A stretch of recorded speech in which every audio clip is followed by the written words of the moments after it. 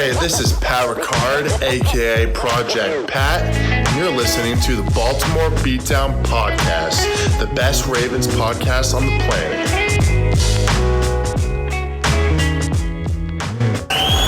It's pretty incredible. In fact, it's Lamarvelous.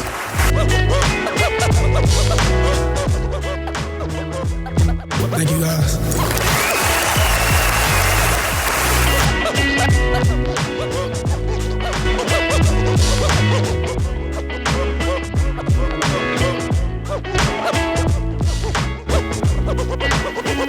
All right, welcome on back to another edition of the Baltimore Beatdown Podcast. It is Wednesday, March 11th. You know what that means, folks. 3/11 day. 3/11, baby. Amber is the color of your energy. Whoa. Ooh. That is a elite top level song. Yeah, it's a really good one. That's like probably their most famous song, and it's like definitely. Yeah, well, yeah, it definitely is. You're right. It's maybe like my third favorite song by them. I'm a big 311 guy. Weirdly, surprisingly, not a lot of people know that about me. I've seen them. I saw them a long time ago at Pier 6. You know why they're called 311? Enlighten me. So they're from Nebraska, right? And 311. Really? Yeah, so 311 is the police code in Nebraska for public nudity. That is, so the boys like to get naked. I suppose so, yeah. They're just like running around the cornfields, dongs out. I don't know what they're doing, but... Not to be confused with the bare naked ladies. No, those guys, well, yeah, that's probably a whole different subsection. I think that's supposed to be a little more suggestive than what they've got going on over in old 311 there. But yeah, big 311 guy, so 311 day. Yeah. Roger, we got a 311 going on. They're naked in the cornfield again. Yep, those them Duke boys out there. But yeah, March 11th, surprisingly a news-heavy day for the Ravens. Not typically seeing this type of stuff in the early spring, at the very least. At least, in between combine and free agency, kind of. Sometimes it can be a little bit quiet, but we've got a lot going on. CBA, I almost said CBD there. It was just in my head. Shout out to Boneless Weed. But the CBA is the talks are still very much kicking up. Yeah, a lot to get to, but I didn't quite hear you because you snuck it in there, and it like my brain had to go back and hear Boneless Weed again. When I heard that, yeah, like when I heard that. Thank you for that one. I like that. Yeah, I didn't come up with that. I think I saw that on Twitter somewhere. It's okay. I like it. Yeah, no, that's just whenever I think of CBD now, I think of that. But yeah, CBA talks firing off a little bit. Some trade talks and free agency things going on, but with the CBA not really finalized, we can't fully talk about that, but plenty of other stuff Ravens-wise to get to. The first of which was today was March 10th. It is, I should say, as we're recording this at night, and today was a historic day for the Ravens as their longtime stalwart right guard Marshall Yanda officially announced his retirement. This was leaked a few days ago by our boy Barstool Banks, who I think has a pretty good source because he doesn't take a lot of these shots very often with news breaking, but whenever he does, he seems to be right. And he was unfortunately right on this one as Yanda, or rather the Ravens put it out there that he is going to be retiring, and that I think there is going to be a little press conference thing tomorrow for him with John Harbaugh and I believe DaCosta as well in the picture. Right, and it's the end of an era. That is an all-time Raven. He is the best Raven to ever play offensive guard. So it's sad, but at the same time, I did not expect him to last this long and play at this high of a level. If you would have asked me, 2015, he's gone through a bevy of injuries, played through shoulder. I mean, the dude walked off the field with a broken leg once. That was insane. The grittiest, the toughest, the nastiest. I think that his tattoo, kind of sums him up. It's like, I don't know. You just don't fight dudes that look like him that have that tattoo on his shoulder. And he has just been a badass my entire adult life, really, on the Baltimore Ravens. When I think of Marshall Yanda, so many highlights of him finding work and not having someone in his face in pass pro and then just freaking leveling a D-end, leveling an outside linebacker, going and obliterating someone else's man always pops into my head. I can think of 10 off the top of my head, but that is the epitome of what you want from an offensive lineman, someone who is a bouncer and is going to throw dudes out of the club. He did it so often. He had his teammates' backs, always had everyone's backs. It's sad to see him go, but again, I just truly did not think he was going to last this long, and he did. Turned out another really, really, really outstanding year, and has been so imperative, really going out on top while he still has maybe a little bit left in the tank, but I fully support him getting out now. And I mean, I can't imagine what it's been like. He basically played without a left shoulder for an entire season a couple of years ago. So the toughest, the best. Wish Marshall Yanda all the best, all the relaxation, all the chickens in his farm in Iowa, whatever. I believe that the Ravens got a little bit ahead of it, but sad to see him go a little, but just appreciative of the time that he had and all the things that he did, and kind of that reinvigorated fun that he brought this past year. So thank you for everything, Marshall. Yeah, that's very well said. And he's now going to go back to Iowa, presumably, and literally take care of his chickens and his mentals. But yeah, I mean, it's like you kind of hit it all on the head there with the way that the bodyguard kind of style of play, like Luke Jones from WNST was tweeting today. He tweeted a clip of a play from the Denver game, the divisional rounds, where you're in overtime, nearing the end of the first overtime. And I think it's 2nd and 10. Flacco checks it down to Ray Rice, or maybe it was a run.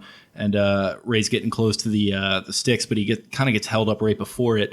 And it's looking very much like it's going to be a 3rd and 1. But then Yanda just comes in and just bull rushes from behind and pushes him over the line, basically sets them up to make the game-winning field goal there in that second overtime a couple minutes later. And, that's kind of a key play that sort of defines who he was. And the way that I had put it was that, we're throwing around the word changing of the guard a lot around here, and I think rightfully so, because of a lot of the legends of the team that we grew up watching in the 2000s and the 2010s are gone. In 2012, Ray and Ed left, and they were kind of the two guys for me for the 2000s or the aughts as a decade. And then last year for the 2010s, you lose Suggs and you lose Flacco in the same offseason. And now for me, sort of that third guy that defines the 2010s. You could probably throw Tucker in there too, but for me, Yanda would be the third guy if I had to pick. He's gone now too, so it kind of is a full changing of the guard over to Lamar Jackson. And it's like I said in my write-up for the website, BaltimoreBeatdown.com. Robert Mays of The Ringer profiled him a few years ago in a training camp, I believe, and he described him as like an NFL legend who's just hiding in plain sight, which I think is a good way of putting it. And I think Kyle Barber kind of hit the nail on the head a little bit, where he said maybe we're kind of overrating him being underrated a little bit, or we're kind of sort of making too much out of it. It feels like the last couple of years he's gotten a lot of recognition, like the last 3 years or so, whereas maybe the first like 5 or 6 years of his career, it was like a silent stud. For sure. And I get what he was saying there, but I think for just kind of hitting on those, when he was sort of still kind of coming into his own in 2010, like in the 2010s, he sort of dealt with injury issues early on, some stuff that maybe held him back from reaching his full potential. But by the time 2010 came around, I think is when he really started to hit his stride. And it was at that point that he was still maybe kind of a little overshadowed as a team superstar, because you have all these loud, outspoken, superstar players, not only on defense, but on offense a little bit as well. So it's easy to sort of get lost in the shuffle. And for a guy like him who just kind of comes in and, brings his lunch pail and his hard hat and just goes about his job and doesn't really call attention to himself, it was sort of easy for him to, fall into that pile where he's not being talked about like those guys are. So it's like you mentioned, it does feel like he started to get his just due by the broadcast and, the media and whatnot over the last couple of years. I think that has definitely helped with, how many people come on Twitter and whatever and the internet and like, I don't know, just like Quentin Nelson is like a superstar, like has like a following now kind of. So I think that definitely helped. And you can thank, I think, some of the analytics websites, for as much as people kind of bag on them for not looking at the full picture, I think they do a great job of highlighting the offensive linemen and bringing a nice profile. PFF for sure does that. And so like he was still playing at an exceptional level. He could have played, I think, for another year, maybe even 2. PFF had him overall 85.9, which is fucking absurd for like a 35-year-old guard, especially with his style of play and in an offense that runs the ball as much as they do. 84.9 pass block, 79.5 run block. So, definitely more geared towards pass blocking in the latter half of his career than he was towards run blocking when he was sort of more physical and ready to get downhill when he was younger. But he was just still getting it done in every sense of the word. And not only did they lose a great player, but they lost a great leader in the locker room. So I think that's sort of something that you're going to want to keep an eye on as you continue to build up this offense, because you got a lot of young guys. You just lost, for sure, your most experienced veteran, your most tenured guy, and the guy who you respect the most. But I think for me, the standout memory that I'm going to have for him, we talk about how linemen don't really get a ton of shine, but I think he kind of had his moment this year with the hell yeah, coach, let's go for it thing, where Lamar kind of mentions, like, I turned to Yanda because he's the OG. Like, I wanted to get his thoughts on it. And he turns and says, you want to go for it? And he just like does his caveman laugh or whatever that was. And Yanda loved that Lamar asked him so much too. He was like, yeah. Like, yeah, I think that was our Dean does screen. The quarterback go ask the guard? They don't go ask the guard. They want to be the guy. But Lamar was like, hey, should we do this? He was like, yeah. And then what do? Run right behind Yanda. Yeah, exactly. And they score on the play. So to me, that's kind of how I'm going to remember him personally.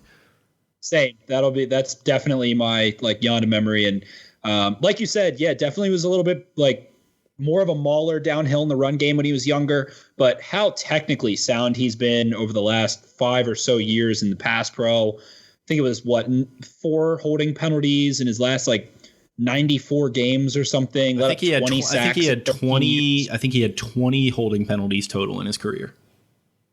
And then 20 sacks in 13 years, I think, something of the sort. So he's just been unbelievable, dealing with, the Geno Atkins, all the guys in Pittsburgh that he's dealt with, battles in the playoffs, and just so consistent for so long, such a technical savant of the position with his hand placement and everything. And then I remember Eric DeCosta was talking, I think it was just a couple weeks ago, about how, there are guys and they try to kind of position value, and this will lead, we'll get in some draft talk later, but how there are guys that end up in the 3rd round who certain rooms have a like high day 1 grade on, and they considered Yanda a day 1 player off the bat and were just so confident that he was going to slip because no one was talking about him. There was nothing going on. Apparently, DeCosta said like that was the loudest a war room has ever erupted in like high fives and like hell yes was when they got Yanda in the 3rd round, because they knew he was going to come in and be a bulldog from day 1. And he, played some right tackle early on, despite being a shorter guy, but was always able to kick out the right tackle, and just really the grittiest possible career you could ask for. And the way that Pat McCarry and Orlando Brown and Ronnie Stanley and Skura and the whole Ravens offensive line is talking about him, you can just tell that he was never I'm a 10-plus year veteran, snobby kind of guy, that they learned so much from him. He wanted them to be better. He did everything he could. And just imagine how much different the last 2 years would have gone without Marshall Yanda, how much easier Matt Skura and Pat McCarry's life was, being able to rely on him being the guy to their right, with Bozeman playing left guard, who's also very inexperienced, he did play at Bama a ton, but in the NFL, and knowing that the dude to your right in that B gap is going to be holding his own. And I'm sure that Orlando Brown has played better than he would have without Marshall Yanda next to him. It's impossible not to. So like you said, I think the analytics guys, and give PFF a ton of credit for putting the gritty guys back into the spotlight. I think that Yanda did blow up, and Kyle made a good point, like you said. So we're sad to see him go, but we're just fortunate to have had him the last couple of years. And as Baltimore Ravens fans, that guy being the right guard was awesome to watch over the last decade. So shout out Big M, chickens and mentals, chicken noodle soup, all that good stuff. We fucking love that guy and wish him the best. Absolutely. Very big shoes to fill. But apparently the Ravens have known that this was going to be the case for a long time, so they're prepared to deal with it. And I think I saw Adam Bonacorsi from Russell Street Report talking about how the fact that Ben Powers was inactive, I believe, every game this season, that was part of the plan for them getting him ready to step in for Yanda at right guard potentially, or maybe you slide Bozeman over there and you put Powers at left. I'm not totally sure how this transition is going to take place, but I like Powers' mentality in that aspect. It kind of reminds me of Yanda a little bit with his little clip talking about how he loves football, and part of the reason why is because he gets to line up across from another man and just crush his dreams or something like that. It's kind of reminiscent of Yanda and his attitude. And like, right. There was the clip going around today again of him taking like a taser to the neck from Samari Roll and Chris McAllister, I think, when he was a rookie, right. to get the $600 from them or whatever. And he's like, it's the easiest $600 ever made. So I'm confident that Ben Powers has the right attitude to potentially be the guy to replace him. But another potential replacement. This was surfacing a little bit. We kind of just wanted to touch on it in relation to this news because, we heard about Yanda officially or making it official today. And interestingly enough, a familiar name around here resurfaced as a potential replacement for him in Kelechi Osemele, who was a Ravens guard who was drafted in, I believe, 2012 in the second round. Played for them for several years before departing for Oakland in free agency. Played pretty well for the Raiders for a couple of years, but eventually got traded over to the Jets last season. Pretty disastrous year for him. He's had his injury issues over the last couple of years, has them again last year. And then the Jets being the Jets, they get into this dispute with him over the fact that they thought he was healthy enough to play, and he gets this like unauthorized surgery, and there's all this ugly stuff going on. So he only plays 3 games there. The Jets eventually cut him back in October, but Mike Garafolo from NFL Network was floating the idea that the Ravens could be going after Osemele, and I'm not sure where he kind of got that idea or why he threw it out there. The way his tone of voice made it sound like especially for him. That was so random. His tone of voice kind of made it sound like he was spitballing a little bit, but he's in the Jersey area, so I could see him being connected to the Jets, and he covers a lot of Ravens events from the Castle, I guess because he's got some proximity, at least for an NFL Network employee. So right. I think he's somewhat connected in the Ravens building, so maybe he was kind of throwing that out there as something that he had heard, but for right now, it's just something that's totally speculative, and I kind of... Naturally, I'm a little bit skeptical of stuff like that. So I remembered back because I actually went back and found my old article from 2016 that I wrote for Baltimore Beatdown ahead of the Raiders coming to play the Ravens in Baltimore. He kind of threw some stuff out there that he wasn't totally pleased with the way that the Ravens had approached offering him a contract. He said they weren't even close to the number that he was looking for, and he was a little insulted by that. And when he went over to Oakland in a separate situation, he had made a comment about how he was happy to go to a franchise that, liked or, put stock into building up the offensive line coming from a place that didn't, which was kind of a weird thing to say. And then I think some other people floating on Twitter today that he mentioned how he didn't get along with one of the coaches or something. So seems like kind of a lot of things potentially working against it happening. But from a football perspective, do you see it working? Yeah, I mean, from a football perspective, though, like a lot of injuries, and it feels like he hasn't played that well for me. At least, I mean, in the 3 games he played, he was registering like low 50s for PFF. I'm not going to like lie and say that I was watching his tape, but it just doesn't. It seems like a lot of bad juju for one thing, and not necessarily like worth the investment football wise in my mind. It feels like it's just the nostalgic, Ravens fan from Dundalk. Like they haven't watched more than the Ravens play and think that Kelechi Osemele is still good. You can take a flyer on him and throw him a bone, couple million, whatever, 1-year deal, something. I mean, but it's just not good business putting any kind of accountability or expectation into a 31-year-old guard who is coming off of serious injuries, had a bad kind of player relation situation with the Jets, had a bad player relation situation when he left Baltimore. Just not a viable option to come in and like be a cog in the line.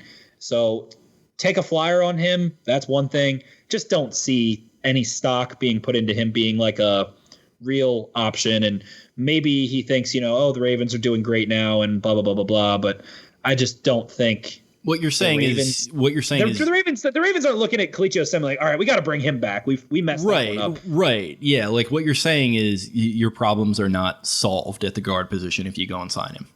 Exactly. That is a Band-Aid at best, really, instead of stitches. So that, I mean, experience-wise, sure. But frankly seems like kind of a dick. So I don't know if he's like going to be, coming in and mixing it up and bringing leadership or anything. So I'm just not putting my chickens in that coop. And I think there's a couple, like Quentin Spain is a guy who's supposed to hit the free agent market, hasn't let up a sack in 1,000 snaps. Gabe Jackson out of Oakland, been killing it last couple years besides Rodney Hudson. Apparently he's on the trading block for some reason. So I think the Ravens end up bringing in, maybe one veteran and one rookie, because you just want to give Lamar Jackson, when you have a playmaker at quarterback like Lamar Jackson, you just want to make sure we're giving him a damn good offensive line. But yeah, like we said, not solving your problems if you think you have problems by bringing in Kelechi Osemele. So not putting any stock into that one. That's not going to, be a part of bringing Dow Jones back up to even this week. Yeah, I mean, that's a whole nother situation entirely. Not going to be logging on to the 401k for a while. But I did open an E-Trade account. Don't look at it. Do not look at it. I opened an E-Trade account, market volatility, buy low. But yeah, so I was talking about that stuff a little bit on Twitter, and you mentioned KO's a dick, but our boy MD Law So Hard was chirping in. I don't know if you saw that, but big Fed Hill guy, and he said... He said, I got really fucked up with KO at Wayward right after he got the contract. He was super humble, bought me a beer, and stated he only left because the Oakland offer was so high, but that he wanted to stay and be more. Then he took this thick girl with tig old biddies home. So maybe not a dick collection. And then something weird happened with CJ Mosley, and we don't have to air him out like that. But I mean, he aired himself out. He put it on Twitter. Yeah, he put it on Twitter. So if you want to look into that, go follow at MD Law So Hard 2. Some weird things have happened in Wayward bathrooms. I've had times. I'll leave it at this. This is actually ironic. I'm not going to say his name. Maybe no one knows him, whatever. A friend of mine who actually is a lawyer as well, I guess MD Law So Hard is a lawyer. A friend of mine who is a practicing attorney in the state of Maryland passed out in that little Wayward Nook bathroom that's right by the front bar. I hate passed that out thing. Passed out in there with the door locked. Woke up at like 5 a.m. and it had been locked from the outside for the janitor to clean. So he was like locked in there for an hour and a half on like a Sunday morning. Was banging on the door, and the janitor finally let him out. And it was like 7 a.m. and the janitor was trying to call the cops on him or something, and he had to run away. So yeah, sick. Wayward bathroom, weird things have happened there. Yeah, I mean, weird could be a lot of different definitions, but yeah, kind of a strange situation there. Moving on, I guess we've got our Kelechi Osemele bathroom talk out of the way. Compensatory picks finally announced. This was taking forever. People were starting to get a little bitchy and chirpy on Twitter about how they weren't getting announced, and it's a little ridiculous because the draft is coming up fairly shortly here next month. But they finally were announced on Tuesday. The Ravens getting 2 comp picks, one in the 3rd round, which they were speculated to maybe miss out on because CJ Mosley's injury situation with the Jets was so dire, and he was kind of what they were counting on, but he came through for them. They get a 3rd round pick at 106 overall, and they are also awarded a 4th round pick at 143 overall, leaving them with 9 total draft picks heading into next month. A lot of picks. The CJ Mosley, they essentially traded up. It had been widely reported that was going to be a 4th round pick. So they essentially traded up for free about some 30 odd spots of that 106. And it leaves them in such a good spot. Eric DaCosta had said in an interview in Indy for the Combine that the Ravens had close to 200 players on their draft board. And that is equivalent to 1 metric shitload. That is a huge draft board. They usually around, 140 to 160, 170. So if they're up in the 180, 190s, that means this is a very deep draft in their eyes. I would love to see them take some of those picks and do some trade up, trade down, end up with, 5, 6 top 100 picks and go get some guys who can come in and help now in this Super Bowl window that they have. Seems like this is a good draft for it.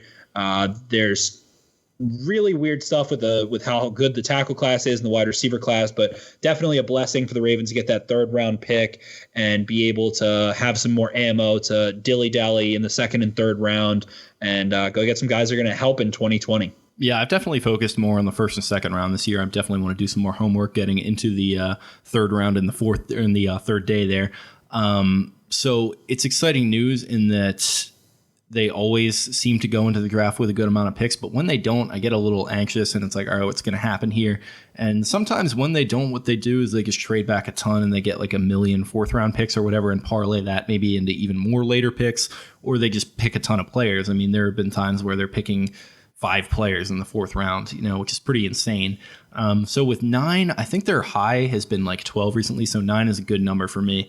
And we were talking a little bit on Twitter about how 28 is maybe kind of a weird spot this year. So maybe you could see a slight move up with some of this more ammo, or you could see a move down like you were talking about into the second round and just completely go buck wild on some of these guys that otherwise would maybe be going in the first, but due to some of the depth are falling down. And you could get maybe multiple starters in one draft, which has been something they've been doing the last couple of years. So if they can keep that up with this amount of picks, that would be pretty impressive. And a new need just came open today with the right guard spot. Coming open with the Yanda retirement. So maybe start brushing up on those interior O-linemen. Keep looking at some of these wide receivers that are probably going to be falling into the second round, and keep looking at your pass rush options. Maybe they're at 28. Feels like there's going to be some good value. So it shakes out pretty well for them, especially with the fact that it was widely believed that they were not going to be getting that third round pick. So that's good ammo for them to get their hands on. Right. 7 picks, first 4 rounds. That's straight money. And I think that Eric DeCosta is really coming into his own. We'll see what he does in free agency, but just the beauty of the way that Ozzie Newsome, the Ravens front office, and him having now set up Eric DeCosta. I mean, they had probably, when was the last time they made such a splash in free agency as they did last year, bringing in Earl Thomas, Mark Ingram, a couple other guys, Seth Roberts and some other key guys that did take some snaps, but Earl Thomas got a sizable contract. They got a high-profile running back and ended up coming out with a 3rd and a 4th round pick out of it as well. When you look back at Eric DeCosta's first year, maybe it's a little nearsighted to do so already, but letting C.J. Mosley go, letting Terrell Suggs go. Last year I was in a hot panic when free agency opened, and you see all these guys flying off. The Ravens are, C.J. Mosley's going to the Jets. You're like, oh, okay, I didn't really see that happening. It's easy to forget. Nothing happened for them that first couple of days, and people were freaking out. There was no Earl Thomas links. There was no. That was totally out of the blue, and the Ingram thing that was kind of overshadowed by Le'Veon Bell rumors. So it was just totally a weird time. Listening to his stupid freaking album at midnight. God, that was so sick. I was so happy you did that. It was fun in retrospect, but so stupid, but it was wild, and he remained calm. And to do what he did, the midseason stuff we've talked about to her blue in the face, all the transitions that he made to get the defense right, whatever. 14-2, Hollywood Brown, Jalen Ferguson, a couple key guys in there, and now having 9 picks, has even more money. And the interesting thing here, and some actual good work from Jason Lockenfora that makes a ton of sense, is that the Ravens are among the 6th. They are the 6th lowest in terms of actual payroll spending in the 2016 to 2019, so the last 3 years. And that means that they have not spent cash on contracts while also not really having, paid a ton of money. They have been tied up because of dead money and things like that. But it puts you when you have more cash on hand, it puts you in a better position to give out contracts. And I think this could be an explosive free agency session from the Ravens, more than even last year. Maybe not, an Earl Thomas type guy, but bringing in 4 or 5 guys to fill roles and make sure that you can go draft with no prohibitive we have to go get a guard, we have to go get a linebacker, any of that stuff. So they've got cash on hand. Their payroll, their cap space is pretty damn solid now after Yanda retiring. I'm sure Brandon Carr is, it kind of looks like the writing is on the wall there. So they're going to end up somewhere in the $40 to $50 million range with cap. And it looks like next week is going to jump off for the Ravens. I'm not sure what they're going to do. I'm not going to try to really predict. We can, say guys that we like, and I'm sure we will. We have done that. But I think they're going to be very active. And DeCosta is really going to be getting into it and getting frisky in this free agency session and then draft season. So this is, exciting stuff. And it feels like it's the final stage, which sounds stupid coming off a 14-2 number 1 overall season, but it's the final stage of creating that 5-10 year contender. And it's this off season and this season moving forward. So it's a really exciting time to be a Baltimore Ravens fan. Yeah, sure. I think you nailed it too with your approach and the way that you described it. And I think you build a contender by building out the depth with free agency and then using the draft to try and go hit on some superstars. And it doesn't necessarily always have to work that way. You can acquire superstars in free agency as they did last year. But I think it sets up pretty well, man. You hit on the fact that they have enough money to go out and hit a bunch of doubles Randall Cobb's going to be available. You mentioned him. I think he'd be potentially a good fit. Devin Funchess could be a good fit if he can stay healthy, and the fact that he's got some. Yeah, I like Devin Funchess. And he's got size, which they really don't have right now. You got Derek Wolfe. They got a visit already scheduled with apparently at the pass rusher. So, maybe a guy like him you could bring in and then just kind of supplement it out with the draft and kind of keep trying to build the roster in a solid way without kind of trying to overdo it. Could maybe be a very good way to go to set this team up to succeed long term and not kind of put all your chips into the table this year, maybe the next 2 years. I think that playing it long term is going to be smart for this team in the way that they're so young right now. And they've got plenty of road in front of them. So maybe just don't go too fast, ease up on the gas a little bit, and just kind of try to take stock of what you got and what you need to set yourself up for a long time. Right. They stay in fourth gear. They stay proactive instead of reactive. It feels like Ben Powers was preemptive, and like you were saying, with him sitting out was part of the plan. Getting a kind of a red shirt year for the most part, and down to that last game in Pittsburgh, he was able to come in and get his feet wet a little. But they are just so steady, and I can't recall the journalist. I believe it was Omar Kelly who said that he believed the best two well-run organizations in football were Seattle and Baltimore. Yeah, that was him. And of course, you want to add New England into that, of course. And that got into some whole discussion, and they're a little different. Well, yeah, he specifically started that conversation by saying, I don't think New England is a well-run organization, so I'm going to kind of have to half disagree with him on this one. Sure, but, obviously you might throw the Steelers in there, a couple other teams, but sure. You have to agree. And they just, like you said, hitting doubles, staying in fourth gear, whereas teams like, let's say the Rams, went balls to the wall, spent so much money in free agency, bought an entire defense at one time, and lost a Super Bowl. And now it looks like they're kind of screwed with being up against the wall and not really being able to have a nice balanced cap and roster, divvying out all that money to Jared Goff pretty damn early too. And teams like that, teams like the Browns, so the calm and steady approach, the Packers are another team that comes to mind, but that calm and steady approach, never going throughout an offseason without making moves, but never overextending yourself in one offseason, always giving yourself some leeway. And like I said, it just feels like it's time to put the finish, the varnish on the furniture and put it to use. It feels like it's complete, back to 2015, 2016. You have this Joe Flacco contract. You completely kind of screwed up the way you want to put a roster for him.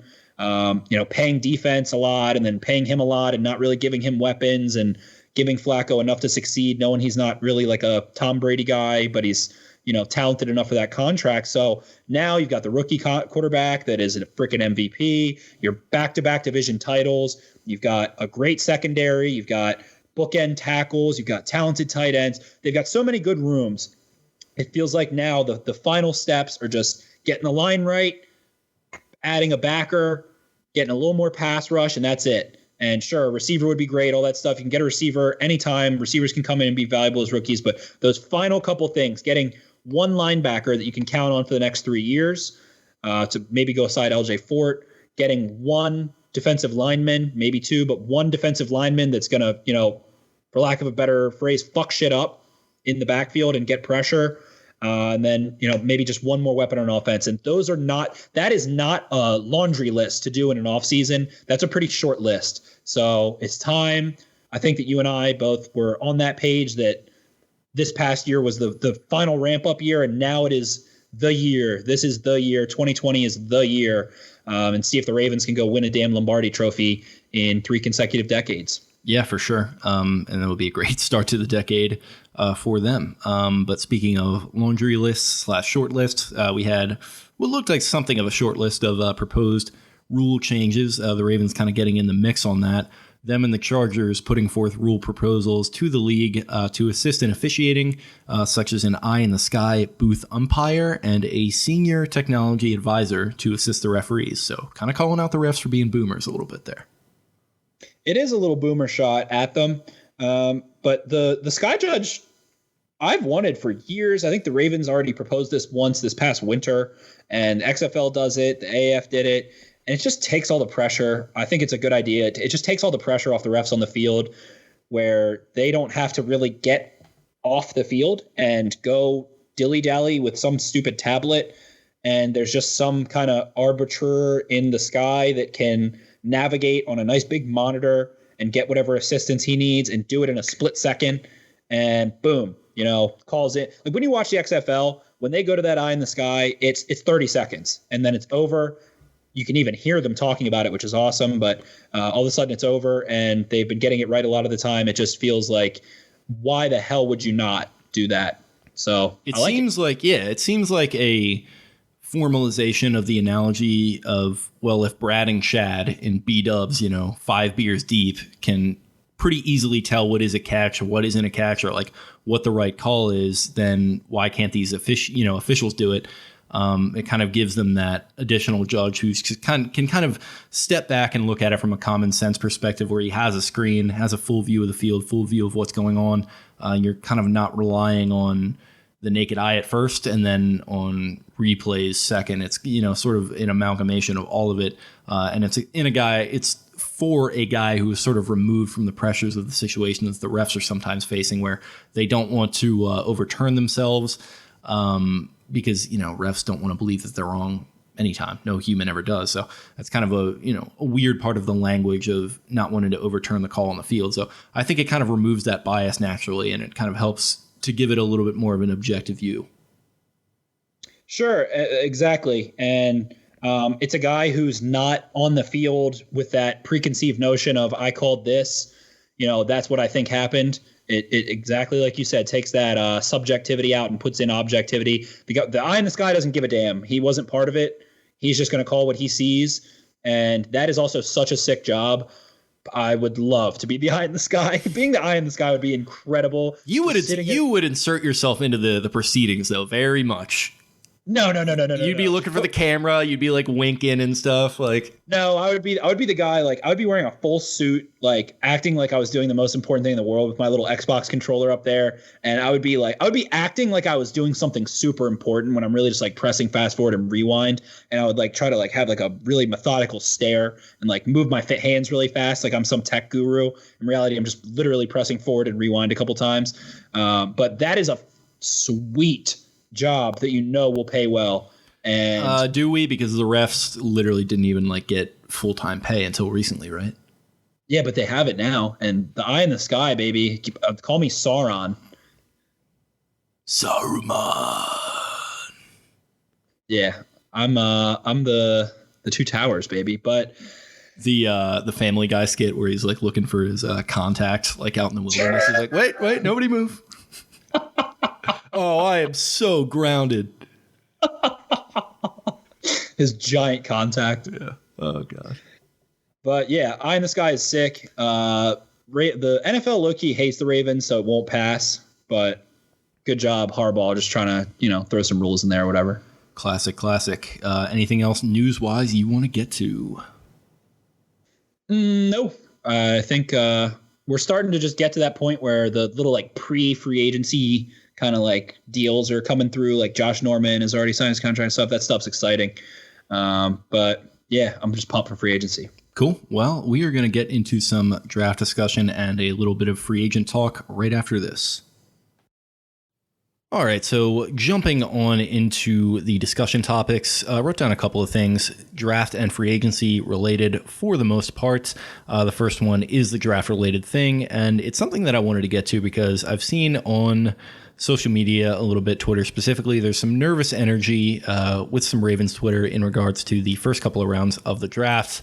Our boy, who we both like and respect a lot, Daniel Jeremiah, who is a former Ravens scout, held in very high regard. He's now the #1 draft analyst over at NFL Network. I think that's pretty much official now that Mike Mayock is gone. He is the guy over there.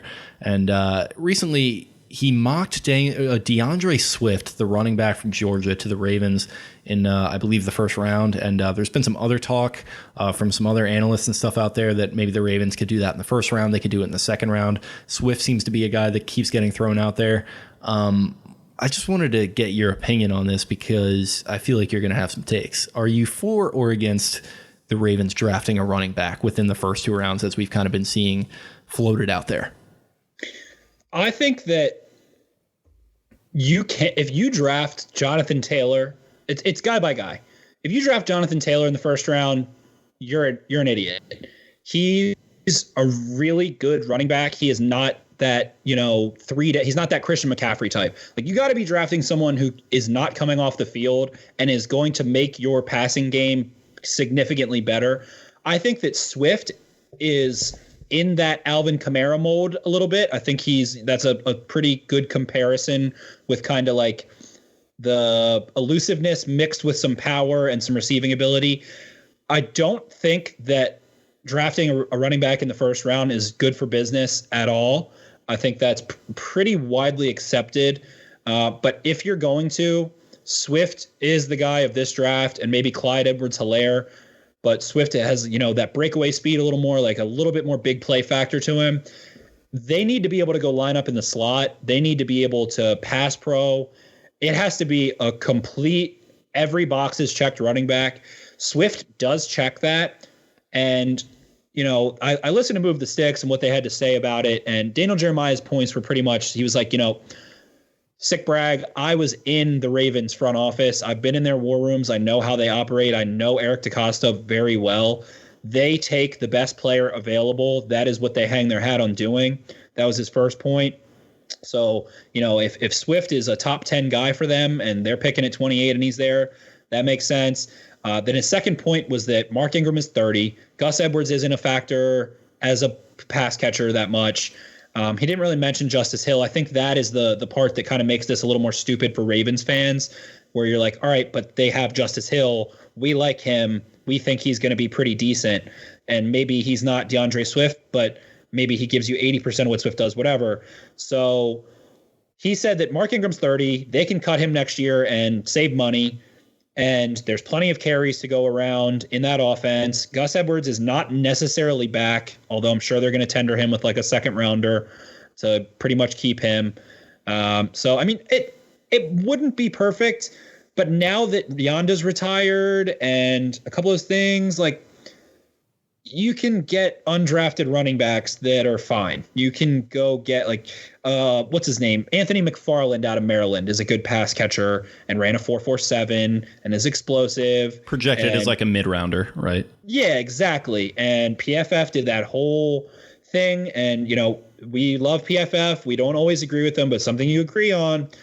The running backs drafted in the first round and the running backs drafted in the fifth round, they don't really end up any better or worse than the other one. And you can even lump, the UDFAs that end up on an NFL roster into that. Running back is just a really weird position right now in today's NFL.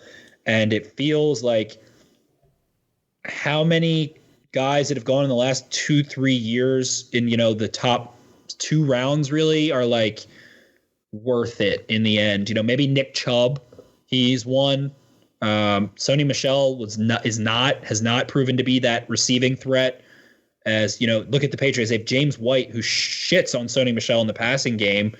They have Rex Burkhead, and I like Sony Michel. He's a good running back, but I'll take him in the 4th round because it's just like running back. They don't really get better. Like they pretty much have it or they don't. It's a position that is just based on, athleticism, vision, and kind of like being well-rounded as an athlete. And I don't know, but you can pretty much always argue that they get worse, with the exception of somebody like James White. You can pretty much always argue that you get the most out of them in their first couple of years, and then they're just kind of done. Yes, and that's why they're going to be addressed in the CBA. They need like a different set of contracts or something. I don't know, but running backs are at a really weird place, and I've gotten into that. I feel bad for them. They're probably the best athlete on the football field. They have to be able to block a lineman, outrun a DB, and run through a linebacker. And like, they are the best footwork. They are strong. They check every athletic box. They can jump the highest, run the fastest. They have to be able to catch, all that crap. So it's just really weird for them with how many good ones there are. I don't know. I don't know how to put it. It's odd. But in the end, so Daniel Jeremiah's point, this is where I differ from him and think that I do not agree. He said that they can cut Mark Ingram next year and save $1.5 million, but you can draft someone else next year.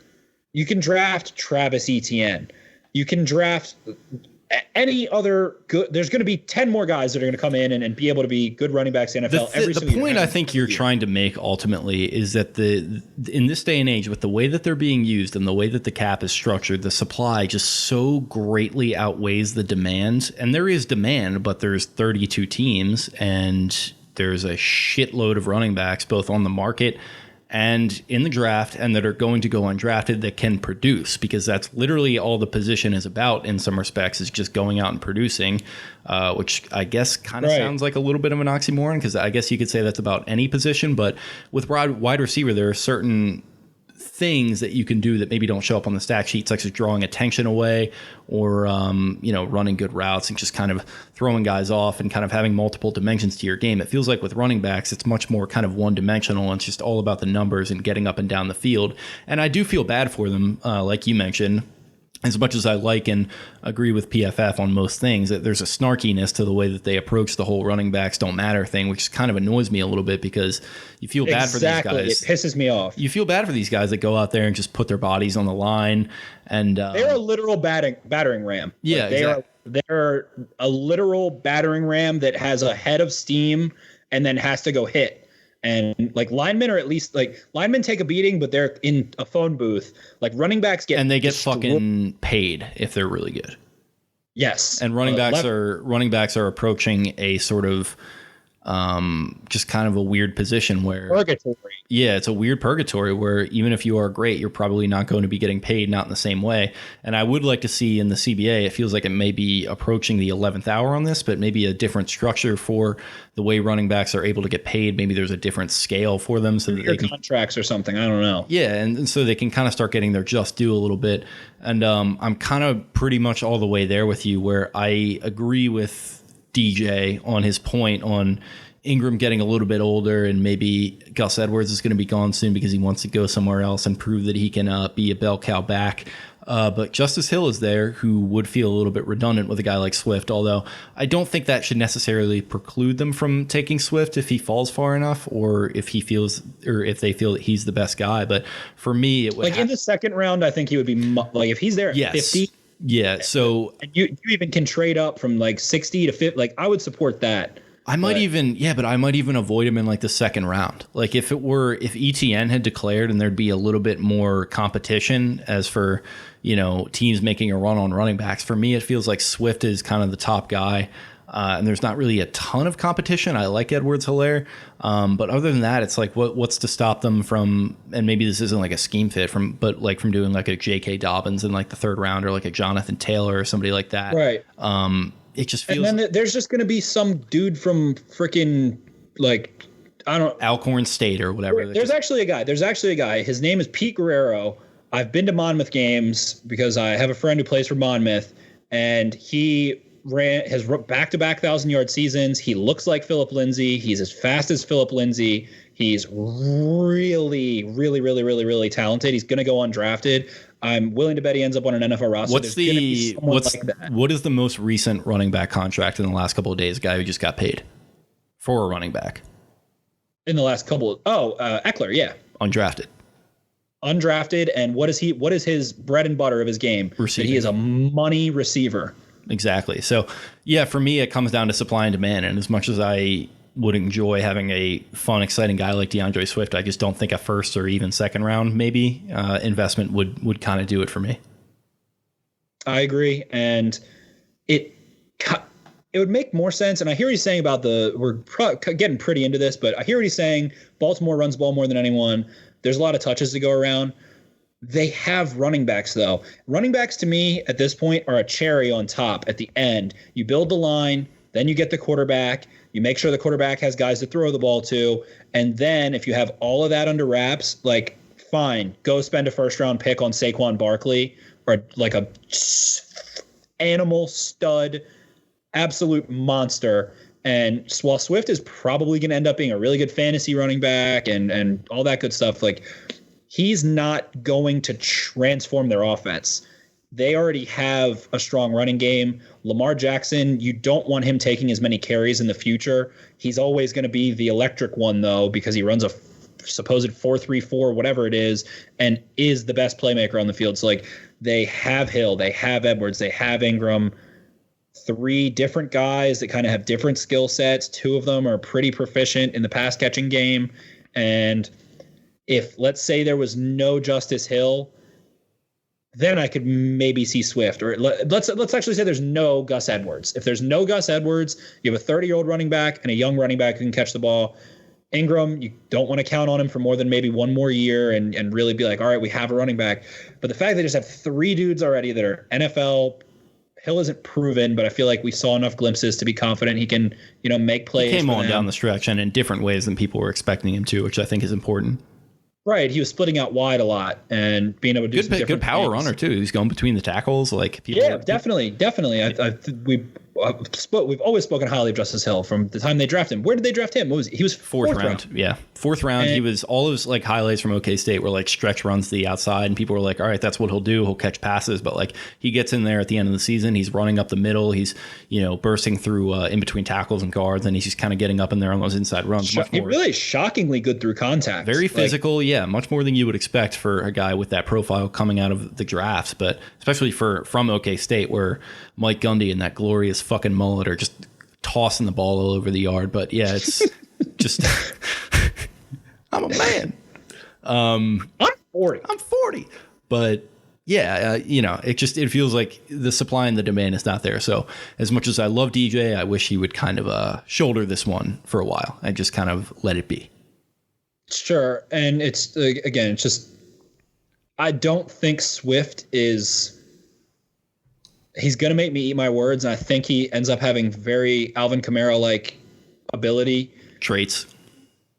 Yes. I just don't think he is, like, transcendent enough to warrant that pick. And, I mean, maybe that's... Bill Belichick took Sony Michel in the first round. The thing is, people talk about Alvin Kamara like he's the gold goddamn standard. Where did he get drafted? Round pick. Third round. Yeah, so... Exactly. So, it's just...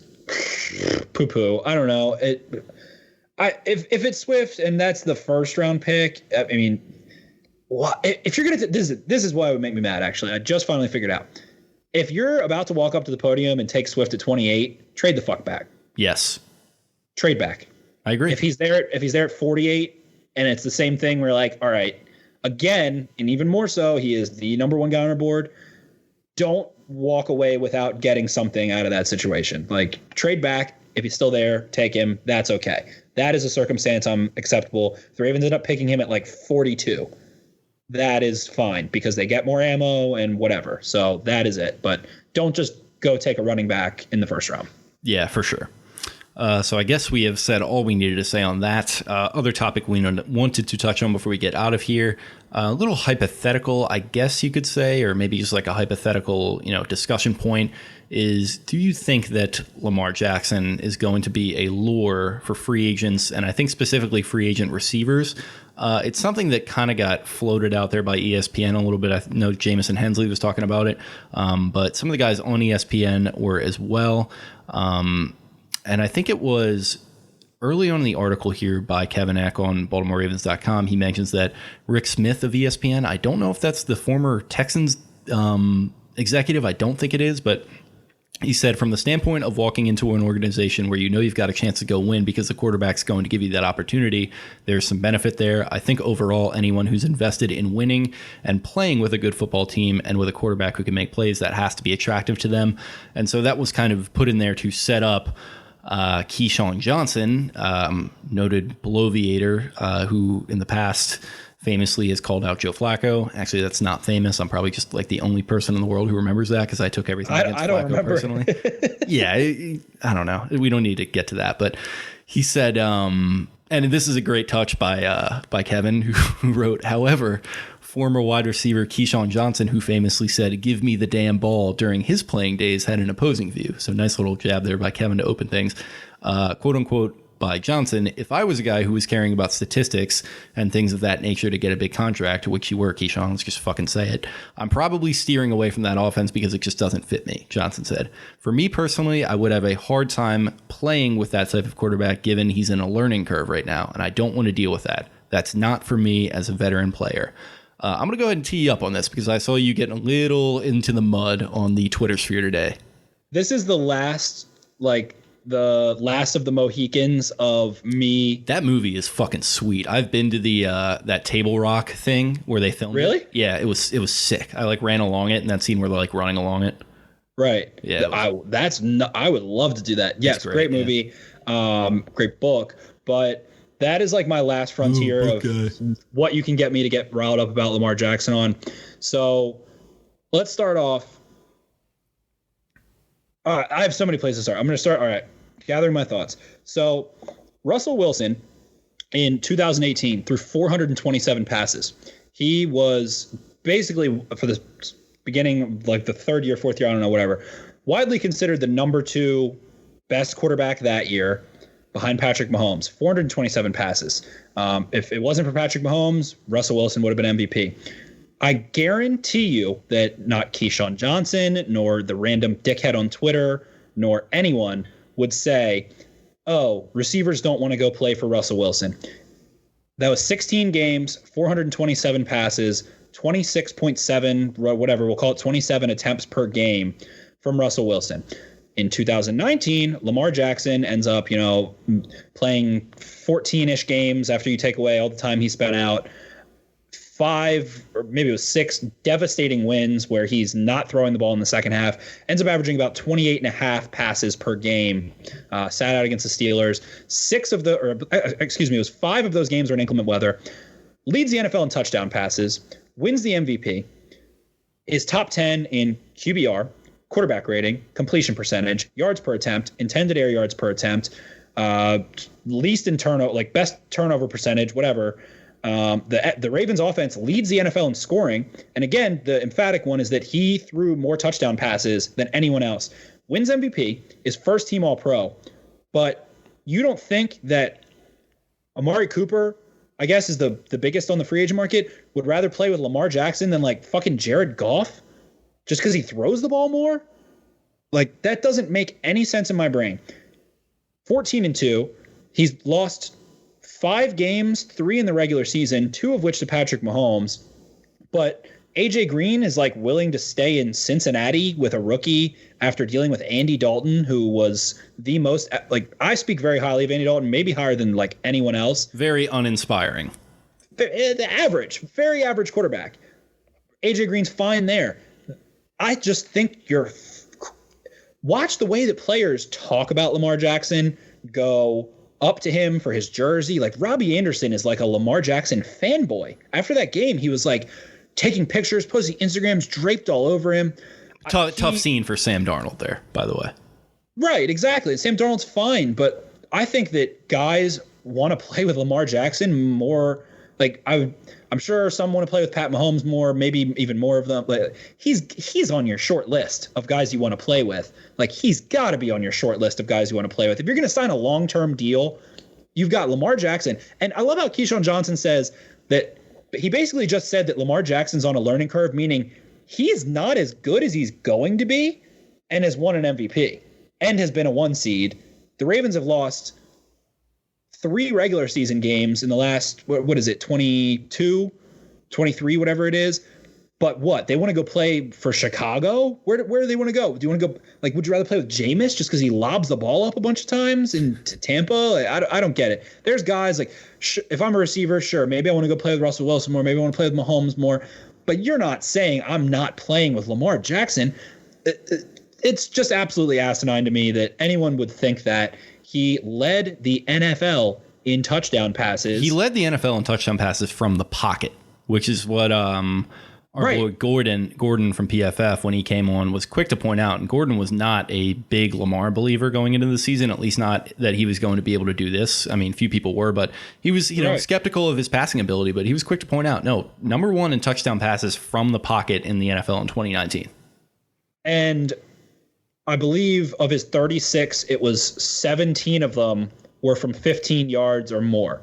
And so if you're going to tell me that you would rather play in a volume passing offense just because of volume, as opposed to an incredibly efficient, high-scoring offense on a team that just is off of back-to-back division titles with a young quarterback, I mean, look how much what player in general doesn't want to come to the Ravens? They were having so much fun with the big trust bull crap, and I mean, I got sick of that. But the amount of fun they looked like they were having, and they led the NFL in scoring. They were the number one scoring offense. It's like they're talking about him like it's literally.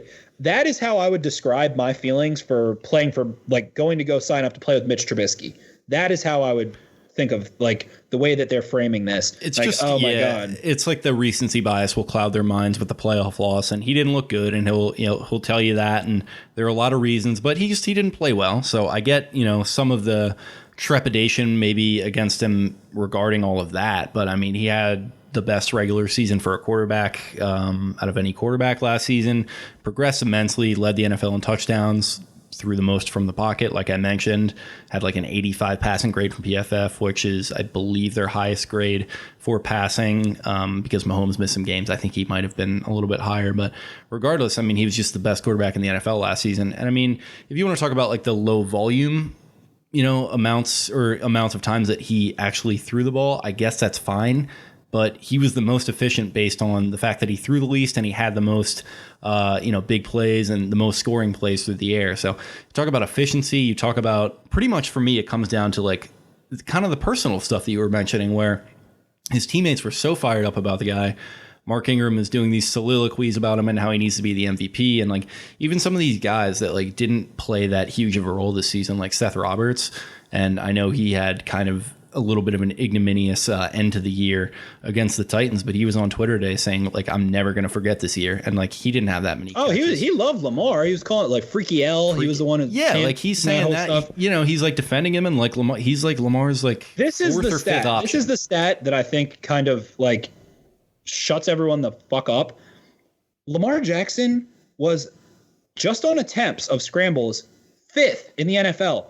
Gardner Minshew, Russell Wilson, Deshaun Watson, and Josh Allen all had a called pass play and took off more than Lamar Jackson. Jackson was better. He averaged 11 yards per scramble. None of them averaged over 7.4.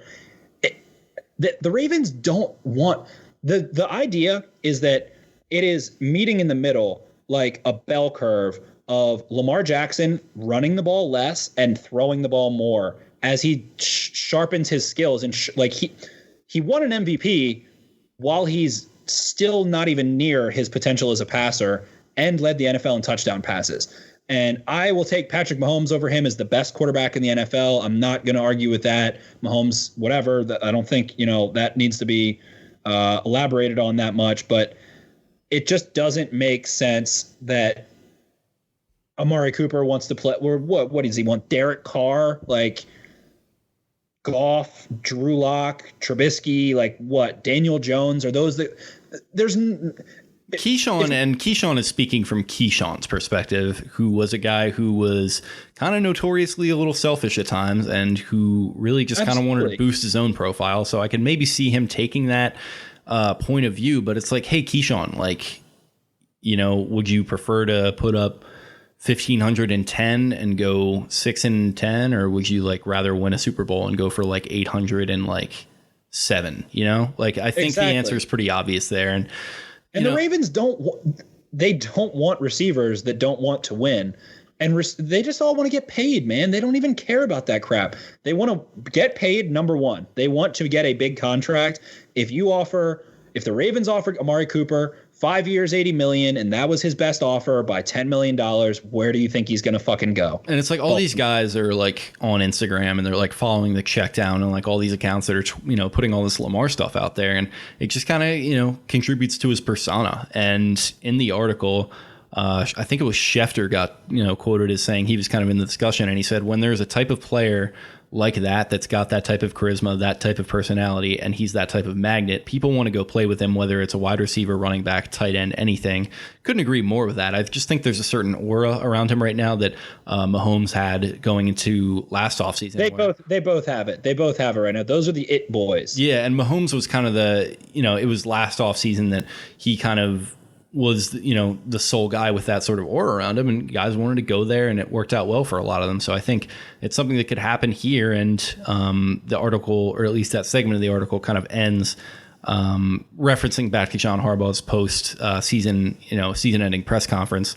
He got asked if he thought free agent wide receivers would want to come here, and he said, yes, I absolutely believe that players are going to be very excited to be here and to be a part of this offense. And he was kind of a guy who was derided for saying that this offense was going to be potentially revolutionary heading into the season. So, he was definitely right about that, I think. And I think he's probably going to be right on that guys would be pumped to come here if the opportunity presents itself. And we're going to find out if it's going to in the next couple of weeks. I think it is an ideal situation, and having a good running game and a quarterback that can run and teams that want to load the box, that makes life so much easier on a receiver. You're going to get one-on-ones out the wazoo. You already have tight ends over the middle. You have Marquise Hollywood Brown on the other side. It's a great situation for a receiver to come into, and there's just so many worse situations. And again, like I said, in the end, they just want to get paid. They want to win. Maybe there's a couple guys that don't like to block to the point where they just don't want to play. I don't know, but it just doesn't make any sense. I think they value money and winning first, and the Ravens 10-6, 14-2, back-to-back titles, a 1 seed, a young team, a coach that has, allowed his players to have a lot of fun and be pretty, loose the last couple of years, especially this year, and have a pretty self-policing locker room for the most part. And I don't think anyone's going to be like, shit, I have to go play with Lamar Jackson. And that's where it's kind of ridiculous. And it's I sort of almost hate talking about it because it's almost like a lazy, schlocky, like sports talk radio take. But it just brought me back to a place of like, are we really doing this right now? Like, this is so ridiculous. And I was thinking, well, it's kind of funny that I consider this ridiculous now, because I remember not having a ton of ground to stand on when I was doing the same defense like 18 months ago when it was like when that clown and Benjamin Albright is like putting out that like receivers wouldn't want to come here. And it's like, yeah, I guess I didn't have a ton of ground to stand on, but I was like, you just wait and see. And we waited and saw, but we're still kind of having this conversation for reasons unknown to me. But I think it's still kind of ridiculous. And it's definitely clickbait, and I can still get lured in on this one, but it's just so ridiculous. And I feel like it has such a strong backing of random people and pundits and whatever that just still think that. And after winning an MVP, calling him a running back, all that crap, they are still sticking to their guns that people don't want to play with him. I mean, I just encourage you to go watch a football game, watch them celebrating in the end zone, watch the energy on the sideline in press conferences and all that good stuff. There are not many better situations you can be in than playing in Baltimore's offense with one of the most, if not the most electrifying player in the NFL right now. And he's the one throwing you the ball. Yeah, he's also the one that's running down the street in Pompano, catching the ball in Gucci slides, which is kind of sick. Hey, a nice little hezzy there. That's my boy getting down and dirty in the old Boynton Beach, baby. Gotta love it, them Flower Boys. Anything else you want to jump to? We are running well over an hour at this point. No, it was a fun one. There's a lot coming. Hopefully we get some free agency commotion going on and a bunch of more content and a bunch of crazy stuff to keep us going football crazy. That officially opens when? On the 16th, is it? Yes, I believe so. Okay, so that's almost a week from today. So yeah, we're gonna have plenty of free agency stuff for sure. Anything you and that'll really shape the draft for us. That'll they can go out and, for all we know, pay Amari Cooper. They can pay Shaq Barrett and franchise tag Matt Judon, and no one will ever mock draft an edge player to the Ravens again. And then they'll select like an edge player in the first round. Yeah, maybe they get Judon and Shaq Barrett and then take Yetur Gross-Matos, and then they have the best pass rush that they've had in a long time. Who knows?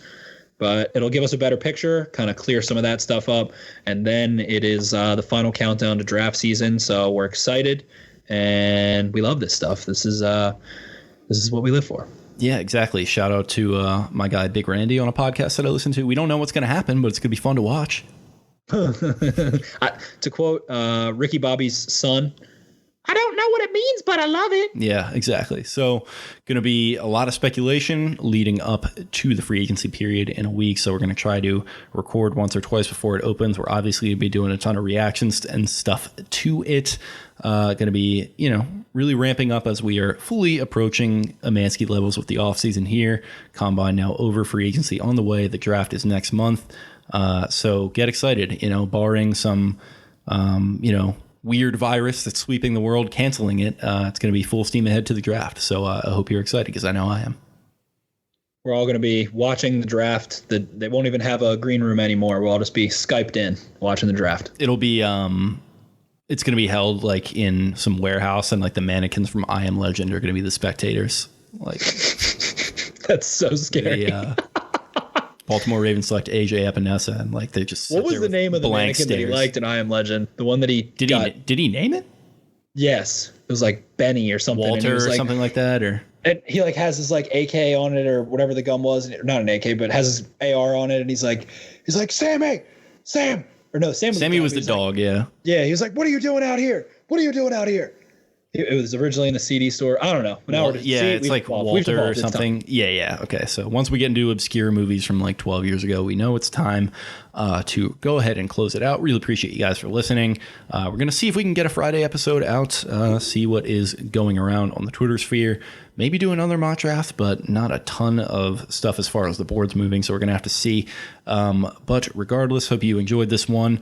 If you did, go ahead and follow us on social media. You can follow the show in general at Podcast Beatdown. I have been in the fucking 790s for like over a month at this point. Just want to get that account to 800, man. It's not that many. Like, can we just help me out here, please? So let's go ahead and follow that. You can follow me personally at Jake Luke, putting some of my own personal musings and football stuff on there. You can follow Spencer at Ravens for Dummies for a ton of good stuff. A lot of Twitter troll fights and, great things that you love to see. So he's a tremendous follow as well. You can follow the website at Be More Beatdown and go to BaltimoreBeatdown.com. Also follow us on Instagram, where we post a lot of our mailbags and stuff. Maybe we'll do a mailbag for Friday. Who knows? But yeah, follow that at Baltimore_Beatdown. Check out the YouTube page. It's just Baltimore Beatdown, posting full episodes on there. I'm trying to post clips as well whenever we get a guest. Probably going to be trying to get a few of those coming up soon. But regardless, if you like the show, please go ahead and subscribe to it. Leave us a 5-star rating and a review as well. And we really appreciate you guys listening, and peace out. See ya.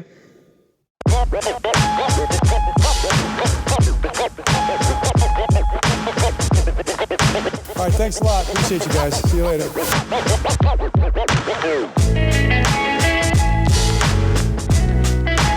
All right, God bless.